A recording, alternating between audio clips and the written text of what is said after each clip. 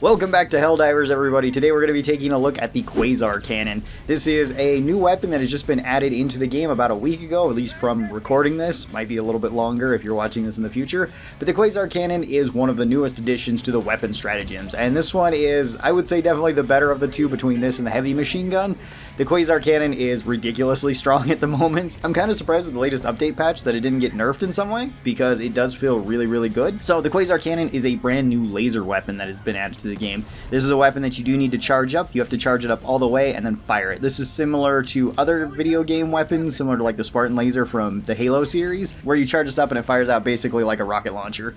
Does really high damage, does a lot of explosive damage, looks really cool, and this thing, since it is an energy weapon in Helldivers, it means that it has unlimited ammo, which is really, really cool. However, unlike all the other laser weapons in the game, once you fire this, it does overheat immediately. Now, you don't have to reload this at all, because unlike all the other laser weapons, at least currently, if you do overheat them, then you will have to reload them, and that does count as losing a magazine for the weapon. The Quasar Cannon quite literally does have infinite ammo, though, so you never have to worry about this thing being out of ammo. So if you find one of these on the ground, it's always going to be useful to you. So the Quasar Cannon does really high damage per shot. It only has one shot, though, and after you fire that one shot, you do have to wait 10 seconds for this to charge back up. Now, the charge time can actually vary, whether it be a hot or a cold planet. The laser will either take longer to charge or get another charge back into it, or it'll be quicker. This is only on planets that are either hot or cold. If they're hot, that means it takes longer for energy weapons to recharge, at least in the case of the Quasar Cannon. If it was any other laser weapon, then they just overheat quicker than they otherwise would. If you're on a cold planet, then it's the opposite, where this will charge up faster for the Quasar Cannon, and it will make it so all other energy weapons will not overheat as quick as they otherwise would. So keep that in mind. It doesn't really matter that much for the Quasar Cannon, though. You're only adding or taking away a couple seconds, but if you ever get used to just the regular times of the Quasar Cannon, you're probably not going to notice, because you're probably just going to be swapping it in and out. You'll probably only notice on the hot planets then when you go to swap back to this. This has the same cooldown as most of the weapon stratagems, aside from the EATs, where this one has a 480-second cooldown, so 8 minutes in total, meaning that it does take a while to get these. However, since these do have unlimited ammo, you can always pick these up and use them. These can also be really good for teammates if they don't have anything for taking out big things. You can always call these in, and once you do get 2 of these, it's actually really useful, since you can fire one, drop it, pick up the other one, fire it, and by the time you're picking up the other one and charging it up, or just about to charge it up, it should be done overheating, so you can just keep firing these back and forth. That can be super useful against certain enemy types. If you're fighting Titans, if you're fighting multiple Hulks, if you're fighting tanks, then cycling the Quasar Cannons can actually be really, really useful there. This also works in a similar way if you want to cycle out the EATs.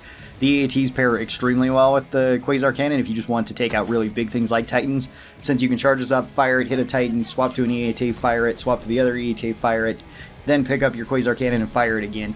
That is enough to take out 2 Titans, assuming that you hit all headshots with those. Or more than likely, if you're like me, you're probably just going to take out 1 Titan with that and be left with like the Quasar Cannon as is, or left with an extra EAT, depending on how you want to swap these in and out. This has the same 3-second call-in as all the other weapons, aside from the EATs, which are slightly faster. This one you can unlock at level 18, so it is one of the very last weapon stratagems that you do unlock in the game, which is fine, at least currently. There's probably going to be more that are added later, especially now that the level cap has been raised from 50 to 150.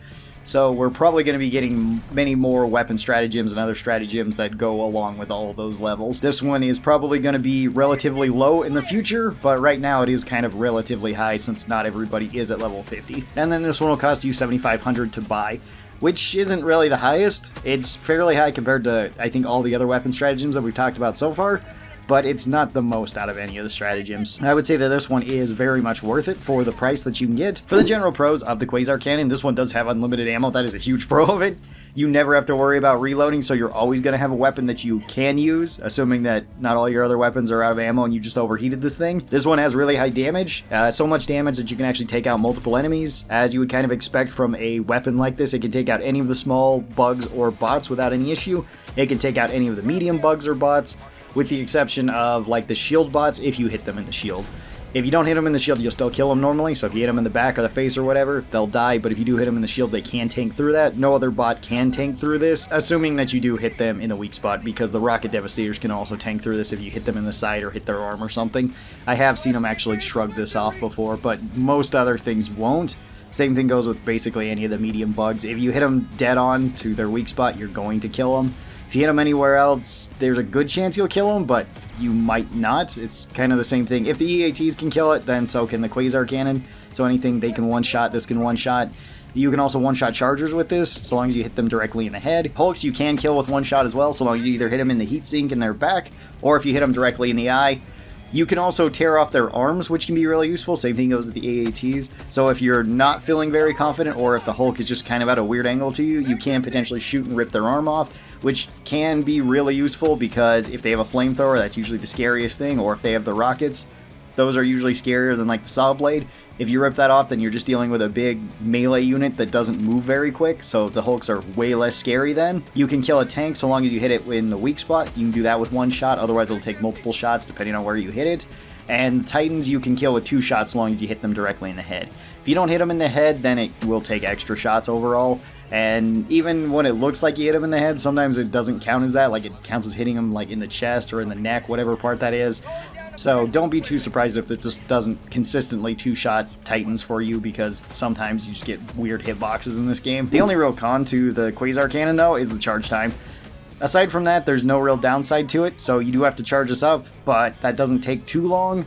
I guess you can't zoom very far with this, but it's the same type of reticle that you get on EATs, so they're not really made to be used at super long range, even though this one is better than the EATs at long range because it doesn't drop as fast.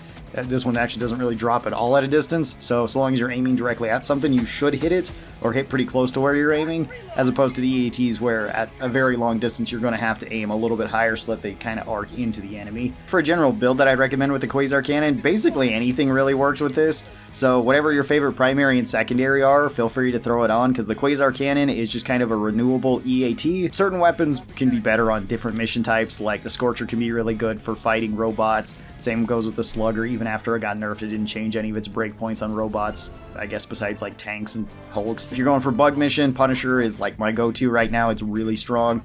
The assault rifles are also really good with this if you want to take them, so you got plenty of options if you want to take them with the Quasar Cannon, and usually the secondary I've been running has just been the submachine gun. I find that one to be the most useful currently, but I mean, we are getting the grenade pistol fairly soon, and that one will probably be pretty good for closing bug tunnels and stuff too. Same goes with any sort of grenade that you want to take, feel free to take whatever you'd like. For an overall stratagem loadout too with the Quasar Cannon, I'm just going to recommend the one that I usually go with, although basically anything works with this, so if you just want to take this as your only weapon stratagem, by all means go for it, it's really good in that role. You could take it with a second weapon stratagem too if you would like. I would recommend the EATs in that order, since then you can just fire the Quasar Cannon, switch the EATs, fire out both of them, and then switch back to the Quasar Cannon. You get 4 shots, you can take out 2 Titans with that, you can take out potentially 4 tanks, potentially 4 chargers, potentially 4 Hulks with that. That's not always going to be what actually happens, but in certain circumstances, especially if you're playing on like the Helldive difficulty, you can potentially get more value that way. Outside of that, I like to run the Eagle Airstrike if I'm dealing with like bug tunnels, or if I just want to blow up objectives. That can be really useful. Cluster bombs can be really good if I want more crowd control. If I'm going with more weapons that are good for single target damage and I don't have that much crowd control, they can be really useful. The 500 kilogram bomb can also be really good. That one's super fun to use, not always the most reliable or practical, but it can be really fun to use. And I've really been enjoying taking the shield generator as like my 4th option here, because the shield generator has been extremely good. This is not the backpack shield generator, although that one's perfectly fine too. If you want to take that one, by all means go for it. This one is the regular shield generator, since it comes up so often. It can be really useful for taking objectives, pushing objectives, or just holding objectives. It also provides plenty of cover for the team, and it's really useful if you can throw this down, throw an EAT down, and then be using your Quasar Cannon inside of it. You can usually take out all the big threats that way. Speaking of some of the big threats too, I missed a few of them, like the new bots and the dropships. You can one-shot with these two. If you're going to one-shot the dropships, you do need to hit them in the engine. Same thing goes with the EATs. This could be really useful for the team. You can knock out these really fast, and since the Quasar Cannon comes up every 10 seconds, feel free to just shoot it at whatever the heck you want, because there's never going to be a bad time to use the Quasar Cannon. As for an overall rating on my tier list, I'd put the Quasar Cannon into S tier for both bugs and bots. It's really good right now. Like I said, I was kind of surprised it didn't get nerfed in the latest patch. I wouldn't be surprised if it did. If it does get nerfed, I hope it's just the charge time, or I hope it's just the overheat duration, one of those two, because I don't think the weapon is overpowered. At least right now, it's just that it's very strong and it works really well with just kind of everything. So it's a great general purpose weapon if you just need something big to knock out big enemies.